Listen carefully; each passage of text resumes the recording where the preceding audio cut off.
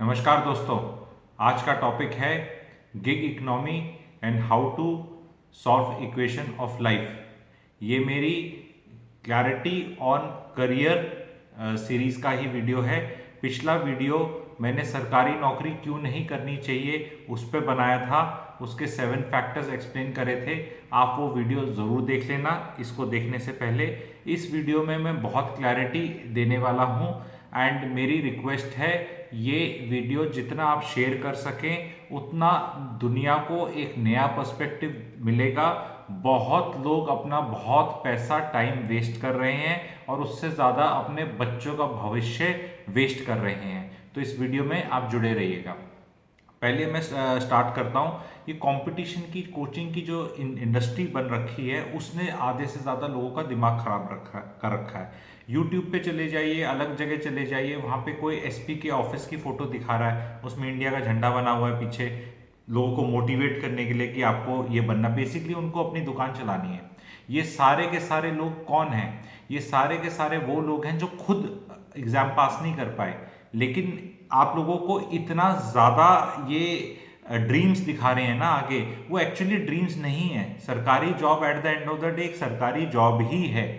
तो उसमें बहुत लोग गलत तरह से आकर्षित होकर चले जाते हैं, फिर वहाँ जाके डिसअपॉइंट होते हैं एंड फिर वहाँ उनका स्ट्रगल हो जाता है। जो इनफैक्ट सेलेक्ट होते हैं और जो सेलेक्ट नहीं होते हैं वो 7 से 8 से 10 साल तक लगे रहते हैं। यहाँ मैं एक बेहतरीन एग्जाम्पल आप लोगों को बताऊंगा। 19th सेंचुरी में यूएस में गोल्ड रश आया, अमेरिका में गोल्ड रश आया। बहुत गोल्ड की कंपनीज गोल्ड निकालने के लिए भागी कि गोल्ड निकल रहा है, गोल्ड निकल रहा है। तो उसमें इतनी कंपनीज निकाल रही थी गोल्ड कि जो गोल्ड स्ट्राइक रेट था उसमें बहुत प्रॉफिटेबिलिटी उन कंपनीज की नहीं हो रही थी जो गोल्ड निकाल रही थी। तो प्रॉफिटेबिलिटी भी उन कंपनीज की थी जो इन कंपनीज को टूल्स दे रही थी, इक्विपमेंट सप्लाई कर रही थी डिग करने के लिए। तो गोल्ड तो उतना निकलता था नहीं निकलता था, लेकिन क्योंकि सारी दुनिया गोल्ड निकाल रही थी तो इन कंपनियों की चांदी होगी। उसी तरह there is more money in the business of education than this education will ever make you earn. आप कभी अपने किसी से पूछते हैं कि आपने कोचिंग करी कि क्या एश्योरिटी है? आप किसी से पूछते हैं कि ग्रेजुएशन में किसी आपने कॉलेज में किया कि क्या एश्योरिटी है नौकरी की? कोई एश्योरिटी नहीं देता। हमें हर चीज में एश्योरिटी चाहिए। वॉशिंग मशीन लेते हैं तो वारंटी गारंटी चाहिए, एसी खरीदते हैं तो वारंटी गारंटी चाहिए, बट इन सब में हमें नहीं चाहिए। आपको मैं अब तरीका बताता हूं अपने बच्चे को आंकने का। 10th मार्क्स जो होते हैं क्लास के बहुत बड़ा बेंचमार्क है अपने बच्चे का पता करने का कि कितना कहाँ स्टैंड करता है वो।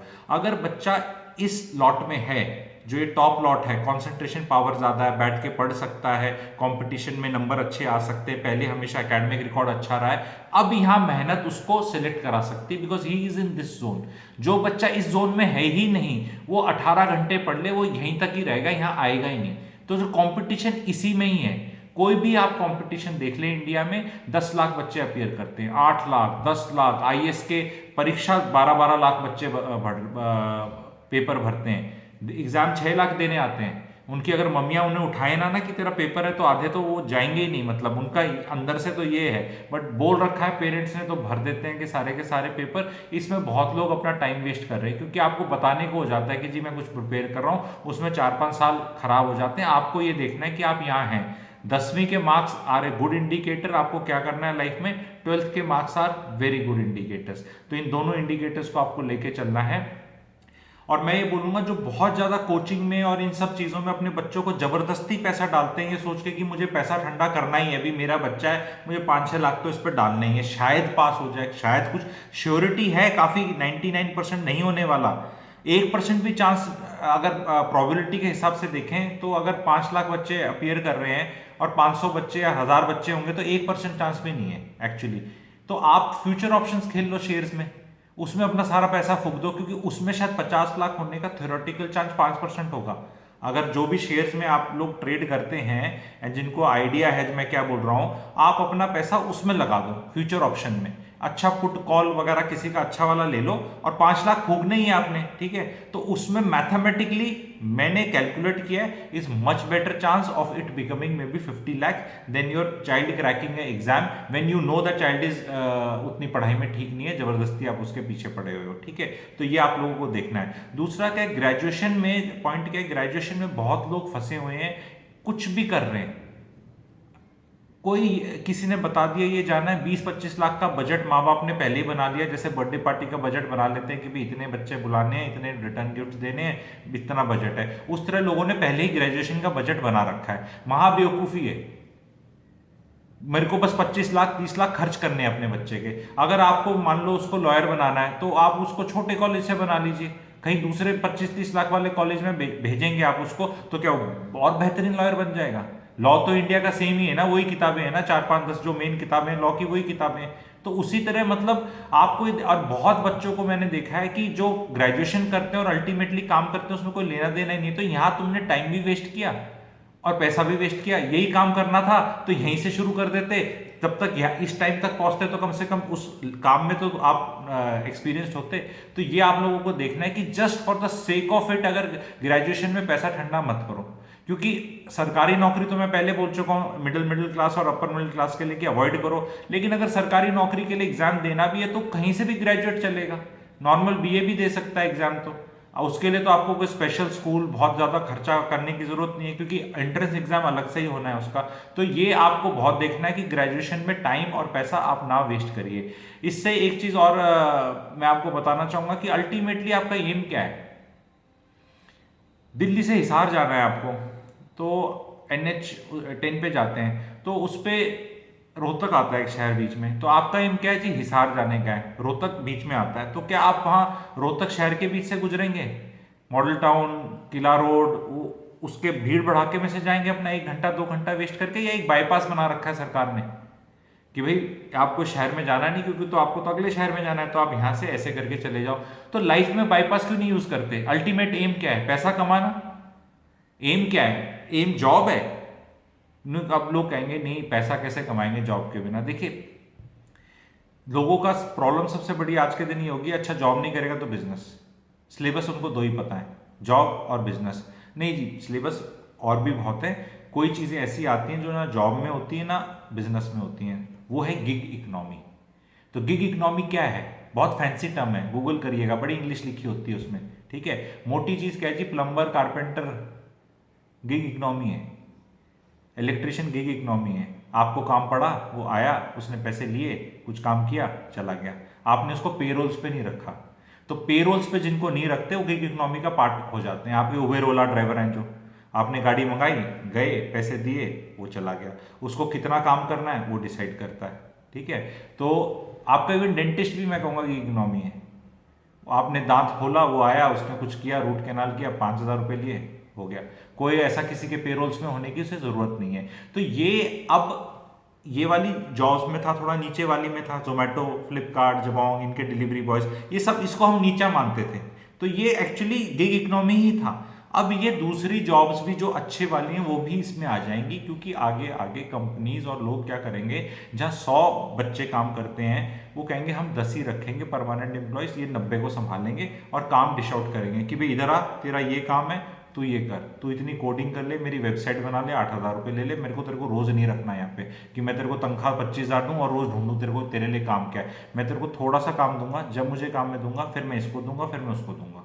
तो अभी ग्रुप सी और ग्रुप डी पोस्ट में भी ये हो रहा है, सरकार भी डाउन साइजिंग कर रही है, ठीक है। Everybody is doing and going forward it is going to be order of the day. जो मजे हमारी जनरेशन ने या उससे प्रीवियस जनरेशन ने ले लिया कि भी मजा आ गया, 9 to 5 का जॉब है, लाइफ सिक्योर्ड है, ये चीजें आगे अगले 50 साल में नहीं होने वाली। अगली चीज में एक और आना है, जो आज के बच्चे इनकी लाइफ एक्सपेक्टेंसी 90-95 ईयर्स होने वाली है। ऑलरेडी इंडिया में अगले साल सेंसस है, 73 तक तो अभी हिट कर जाएंगे। तो ये बच्चे तो 50 साल करते करते 95 ईयर्स तक जिएंगे, तो इनको 75 से 80 साल तक काम करना ही पड़ेगा। तो 75-80 साल यानी 55 से 60 साल, 55 से 60 साल इतना बड़ा पीरियड है जी, कम से कम 5 से 6 स्किल सीखनी पड़ेंगी इन्हें, कि पहले 20s में जो काम करते थे वो 40s में नहीं होगा, क्योंकि वो काम ही नहीं होगा। अभी आप अपने बच्चों के भी ज्यादा पीछे ना पड़े, क्योंकि जो इन्हें काम करना है अपनी लाइफ टाइम वो काम ही क्रिएट नहीं हुए हैं अभी तक। आज से 20 साल पहले सोच सकते थे जो अभी इतने काम हो रहे हैं कि ये हो सकते थे, जो आजकल हो रहे हैं टेक्नोलॉजी की वजह से। सो आपको बच्चे को एक अलग तरह से प्रिपेयर करना है, पहले उसको फ्लेक्सिबल माइंडसेट देना है और उसको हेल्प करनी है। अब इसमें मैं आ जाता हूं अपना उस टॉपिक पे जो मैंने शुरू में बताया था, how to solve this equation of life. How to solve the equation of life, ये असमंजस है। पेरेंट्स का पास भी है, बच्चों के पास है। तो ये एक इक्वेशन है लाइफ की, इसको कैसे सॉल्व करना है उसमें मैं मदद करूंगा। जब भी हमने बचपन में मैथ्स किया, फिजिक्स किया, ये जो भी किया, एक इक्वेशन होती थी, उसको हम सॉल्व करते थे। उसके लिए हमें एक सबसे बड़ी चीज की जरूरत होती थी, कांस्टेंट। बिना कांस्टेंट के इक्वेशन सॉल्व नहीं हो सकती अगर उसमें सब वेरिएबल्स रखें। बच्चों, पेरेंट्स से पूछता हूं, आप कहाँ सेटल होंगे? पता नहीं। बच्चा क्या करेगा? पता नहीं। नौकरी कहाँ करेगा? पता नहीं। आपके साथ रहेगा? पता नहीं। कुछ भी पता नहीं उन्हें। जब लाइफ में आपको कुछ भी पता नहीं, सारा ही वेरिएबल है, तो फिर आप कैसे पता कर सकते हैं? वो सवाल नहीं होता था कि father's age is 4 times the son's age, after 15 years his age will be 3 times identify. तो उसमें कांस्टेंट दे दिया ना 15 ईयर्स, वो उससे सॉल्व हो जाती थी। अगर कोई ये बोले पता नहीं कितनी एज है, पता नहीं कितनी होगी, पता कुछ भी नहीं पता, तो फिर भैया वो इक्वेशन तो सॉल्व नहीं होने वाली। आपको कांस्टेंट रखना है। कांस्टेंट सबसे बड़ा ये हो सकता है, शहर चूज कर लीजिए। आपको अपनी ऑप्शंस में एक कोई भी शहर चूज कर लीजिए, छोटा बड़ा। आइडियली तो बड़ा होना चाहिए क्योंकि अपॉर्चुनिटीज वहीं है। छोटे शहरों में अपॉर्चुनिटीज नहीं है। रीजन क्या है? छोटे शहर में पॉपुलेशन छोटी है, थोड़ी सोच भी छोटी होती है चीजों को पैसे खर्च करने की। बड़े शहर में क्या है, लोग बहुत ज्यादा हैं तो ट्रांजेक्शन्स बहुत ज्यादा होते हैं। जब ट्रांजेक्शन्स बहुत ज्यादा होते हैं क्योंकि लोग ज्यादा हैं, तो अपॉर्चुनिटी ज्यादा है। पैसा इज नथिंग बट ट्रांजेक्शन्स। पैसा यहां से यहां हाथ चेंज कर रहा है ऐसे ऐसे, तो उसमें अपॉर्चुनिटीज हैं कुछ भी करने की। बहुत पेन पॉइंट्स आते हैं उनको रिजॉल्व करने की। आपको वैल्यू एडिशन करनी है और पेन को सॉल्व करना है, किसी भी पेन पॉइंट को। जितनी भी, जैसे ये उबेर ओला बनी है, पेन पॉइंट क्या था? टैक्सी को बुलाना, आ नहीं रही, वेट करना, एक पेन पॉइंट था। उनने कुछ बनाया, वो पेन को रिजॉल्व कर दिया। तो उसी तरह अगर कोई भी पेन को आप रिजॉल्व करेंगे, आप पैसा कमा सकते हैं। आपको अपनी स्किल्स लानी है। बहुत डिटेल में मैं इसमें नहीं जाऊंगा क्योंकि इस तरह की इतनी ज़्यादा स्किल्स हैं, वो मैं अपने वेबिनार में कवर करता हूं। कभी आप जुड़ेंगे, अगले वीडियोस में भी करूंगा। अगर आपको ये जो चीज़ बताई मैंने इसमें पर्सपेक्टिव, जैसे पिछले वीडियो में काफ़ी लाइकिंग आई थी और काफ़ी अप्रिशिएट हुआ है, तो इस वाले को आप भेजेंगे तो मैं उसमें अगले में फिर खुल के बताऊंगा आगे, क्योंकि नहीं तो लंबा वीडियो हो जाएगा। इसमें आपको ये देखना है जी, आपको लाइफ में ना कभी कभी अपनी ऑप्शंस को कम करना पड़ता है। एक पुरानी स्टोरी है, एक आइलैंड कंट्री था, उसको कोई जीत नहीं पा रहा था, छोटा सा ही था, जो भी अटैक करता था सब हार के आ जाते थे। तो एक उस टाइम का एक मेक्सिको के अराउंड की स्टोरी है। तो वहाँ का एक मेन राजा गया और वो गया वहाँ पे अपनी सेना लेके, और उसने जैसे ही एम्बार्क किया, उसने अपने सारे शिप जला दिए। अपनी आर्मी को बोला शिप जला दो। जैसे ही शिप जले और वो धुआं उठा, वो दूसरे उस कंट्री ने सरेंडर कर दिया, because they saw the resolve कि भैया इनने अपने वापस आने का रास्ता बंद कर दिया है, अब हम इनको नहीं यहाँ पे ज़्यादा होल्ड कर सकते। वो रिजॉल्व देख के, कई बार क्या होता है, आपका रिजॉल्व देख के ना आपकी किस्मत, कुंडली और जो सब अलाइन हो जाती है कि भी इसका रिजॉल्व है कि इसने शहर चूज कर लिया, बस अब वो वहीं रहेगा। उसने कांस्टेंट बना लिया, यही मेरा शहर है, यहीं शादी होगी, यहीं वाइफ आएगी, यहीं वो आएगा, और अपना रिजॉल्व कर लिया। जब आप लाइफ में सब कुछ ही वेरिएबल रख लेते हैं ना, देखेंगे देखेंगे तो कुछ होता नहीं है। बहुत लोग थे जो पार्टीशन में, हमारे भाई वहाँ से आए, पाकिस्तान साइड से आए और दिल्ली साइड में बैठे, उनने अपने मोहल्ले बनाए, मेहनत करी, सब जानते हैं उन कम्युनिटीज़ को, ठीक है। उन लोगों ने अपना ऐड ऑन करते रहे, छोटा छोटा छोटा, पहले रेडी पे कुछ काम किया, फिर छोटी दुकान, फिर भाई, मामा, चाचा, भांजा, सब एक एक एक एक, पिछला वाला ले लिया, ऊपर वाला ले लिया, फ्लोर बना लिया, कुछ और कर लिया। वो ऐसे ऐसे ऐसे ऐसे फैलते चले गए। पर वो मैंने, मेरा वीडियो है ना मनसबदारी सिस्टम, ये प्रॉब्लम ही मनसबदारी सिस्टम में जो नौकरी कर रहे हैं मुलाजिम, इन्हीं को बच्चों को है। बाकी बहुत लोगों का बहुत कुछ सेट है। तो आप लोगों को अपनी लाइफ इक्वेशन सॉल्व करने के लिए लाइफ की कांस्टेंट डालना है। उसमें बहुत लोग बोलेंगे सरकारी कि यार मेरी तो अभी नौकरी बची है, मुझे पता नहीं, तो मेम साहब को भेज दो एक शहर में, बोलो आप यहाँ रहेंगे, मैं अपनी 4-5 साल मेरी करके आता हूं, मैं, बच्चे यहाँ रहेंगे। वो कंटिन्यूटी बहुत जरूरी है। मैंने बहुत लोगों का परिवार देखा है, पिताजी कहीं पे हैं, माताजी एक बच्चे के साथ कहीं पे है, दूसरा बच्चा कहीं पे है। जो ये परिवार 3-3 जगह जा रखे हैं ना जी, यहाँ बरकत नहीं होने वाली। देखो गुजारा तो सबका ही चलेगा देश में, ऐसा भूखा कोई नहीं मर रहा, और मिडिल क्लास और अपर मिडिल क्लास भूखी तो कभी नहीं मरेगी। मेरी एम हमेशा रहता है क्लैरिटी देके, इकट्ठा करके इनको ऊपर ले जाने का, ठीक है। तो ये वीडियो कैसा लगा आप बताएंगे, फीडबैक दीजिए, इसको शेयर कीजिए। Thank you.